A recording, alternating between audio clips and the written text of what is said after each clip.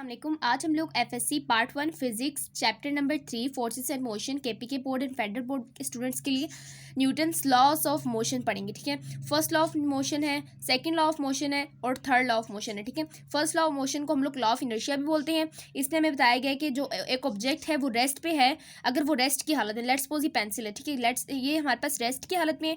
अगर मैं इसको पीछे से फोर्स लगाऊंगी तो ये आगे मूव करेगी, वरना ये रेस्ट की हालत में रहना पसंद करेगी। ठीक है, तो इस पर यही लिखा हुआ है, an object remains at rest. और एक चीज़ जो एक ऑब्जेक्ट है वो हमेशा रेस्ट पे रहेगी जब तक कि और in uniform motion in straight line, और स्ट्रेट लाइन के मोशन में रहेगी। अगर कोई चीज़ मूव कर रही है, लेट्स सपोज कि गाड़ी एक मूव कर रही है और वो यूनिफॉर्म मोशन के साथ मूव कर रही है, तो वो मूव करती जाएगी।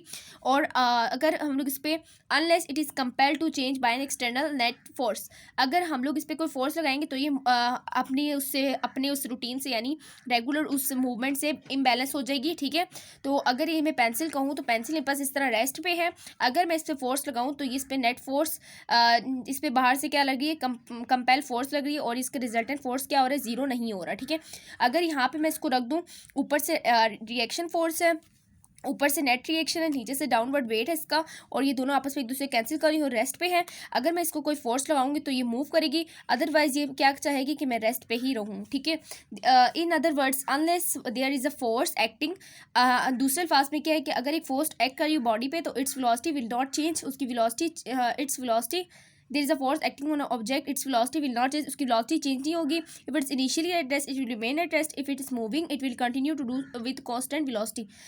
अगर एक फोर्स लग रही है तो अगर वो एक फोर्स लग रही है और वो बॉडी कांस्टेंट वेलोसिटी पे है तो उसकी वेलोसिटी चेंज नहीं होगी, बल्कि उसमें क्या होगा कि वो अपने आप को कांस्टेंट वेलोसिटी में रखने की कोशिश करेगी। ठीक है, इसमें यही लिखा हुआ है। तो मेन आप लोगों के लिए जो रेड में जो लिखा हुआ है ना वो आपके लिए ज़रूरी है, और आप लोगों ने ये पढ़ा भी हुआ है 9th में। इसके बाद है mathematically F net is equal to zero. F net हमारे पास क्या होना चाहिए, जीरो होना चाहिए, और चेंज इन वेलोसिटी हमारे पास क्या होना चाहिए, जीरो होना चाहिए। तो फिर हमारे पास एक्सेलरेशन भी क्या हो जाएगा, जीरो हो जाएगा। क्यों? क्योंकि हम लोग यहाँ पे देखें F is equal to M A. अगर हमारे पास फोर्स क्या है, ज़ीरो है, F net is equal to zero है, तो हमारे पास जो एम होगा वो हमारे पास तो फिर हमारे पास एम हमारे पास इसकी मैथ तो होगा, लेकिन जो एक्सेलरेशन है वो भी हमारे पास क्या हो जाएगा, ज़ीरो हो जाएगा। क्योंकि हमें कहा है कि अगर हमारे पास उसकी वो हमारे पास उसका नेट फोर्स, क्योंकि हमने पढ़ा हुआ है कि फोर्स एक्सेलरेशन पे डायरेक्टली प्रोपोर्शनल है। अगर हमारे पास फोर्स जीरो है तो हमारे पास एक्सेलरेशन भी क्या हो जाएगा, जीरो हो जाएगा। और अगर हम लोग कोई फोर्स नहीं लगा रहे तो उसकी एक्सेलरेशन कांस्टेंट ही रहेगी। ठीक है, property of an object that resist acceleration is called inertia.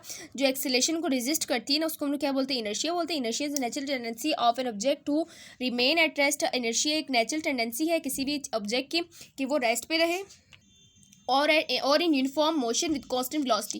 Quantitatively the inertia of an object is measured by its mass. inertia को कैसे मेजर करते हैं, मैथ से। ठीक है, तो इसका फॉर्मूला भी हम लोग आगे पढ़ेंगे। तो इसके बाद हमारे पास क्या है, द लार्जर द मैथ, जितना ज़्यादा मैथ होगा उतना ज़्यादा हमारे पास क्या होगा, इनर्शिया होगा, क्योंकि डायरेक्टली प्रोपोर्शनल है। अगर ज़्यादा फोर्स होगी और फिर इस तरह हमारे पास हमें क्या ज़रूरत होगी, ज़्यादा फोर्स ज़रूरत होगी उसकी वेलोसिटी को चेंज करने के लिए उसके बड़े मैथ के साथ। यानी अगर हमारे पास वेलोसिटी हमारे पास जो मैथ है वो बड़ा मैथ ज़्यादा होगा, इनर्शिया भी फिर ज़्यादा हो जाएगा, और फिर ज़्यादा फोर्स चाहिए होगी।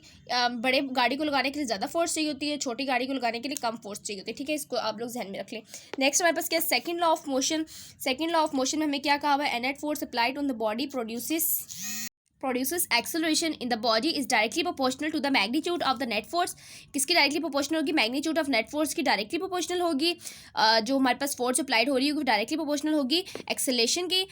नेट फोर्स जो हमारे पास बॉडी में जो हम लोग फोर्स अप्लाइड कर रहे हैं उसकी वजह से एक्सेलरेशन प्रोड्यूस होगी, और किसके डायरेक्टली प्रोपोर्शनल होगा, उसी फोर्स के मैग्नीट्यूड के, और इन्वर्सली प्रोपोर्शनल होगा मैस के। अगर हम लोग फोर्स का F equal to M A का फॉर्मूला देखें तो उसके मुताबिक हमारे पास क्या होता है, ए हमारे पास एफ बाई एम के बराबर होता है।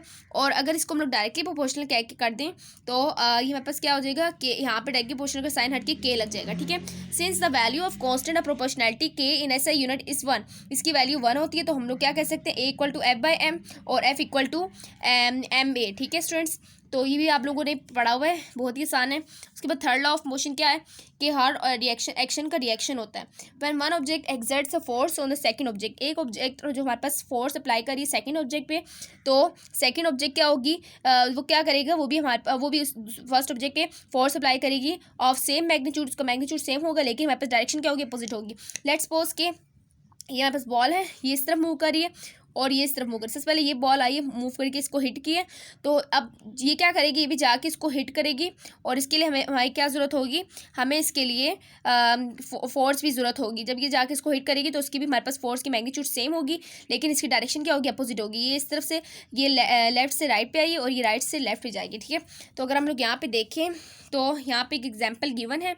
एग्जाम्पल को अगर हम लोग देखें कि mathematically F equal to A by B, अगर ए बाई बी का है, ए से बी कहा है, लेफ्ट से राइट की तरफ जा रहा है तो हम लोग पॉजिटिव लिए, तो दूसरा जो बी से ए पे आएगा वो हमारे पास क्या होगा, उसको हम लोग नेगेटिव ले लेंगे, ठीक है।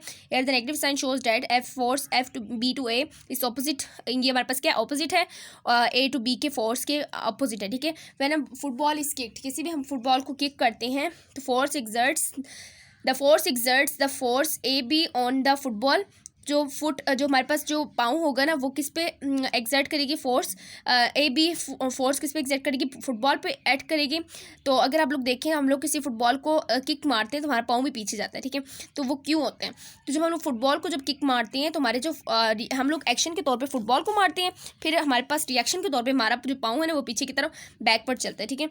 तो on the football as a reaction the football exerts an equal opposite force F B A on the foot as in show figure पे आप लोग देखें, ये हमारे पास पाँव से हम लोगों ने फुटबॉल को किक किया, फिर फुटबॉल हमारे पास लेट्स सपोज की रिएक्शन फोर्स अप्लाई करी, ठीक है। The force of A on B is equal in magnitude and opposite direction to the force B on A. तो हमारे पास ये बिल्कुल इक्वल होते हैं, लेकिन हमारे पास इनकी मैग्नीट्यूड भी इक्वल होती है, लेकिन ये हमारे पास डायरेक्शन में ऑपोजिट होते हैं, ठीक है स्टूडेंट्स। इसके बाद हम लोग एग्जाम्पल 3.3 और असाइनमेंट 3.3 नेक्स्ट लेक्चर में करेंगे। तब तक के लिए मुझे इजाज़त दें, अल्लाह हाफिज़।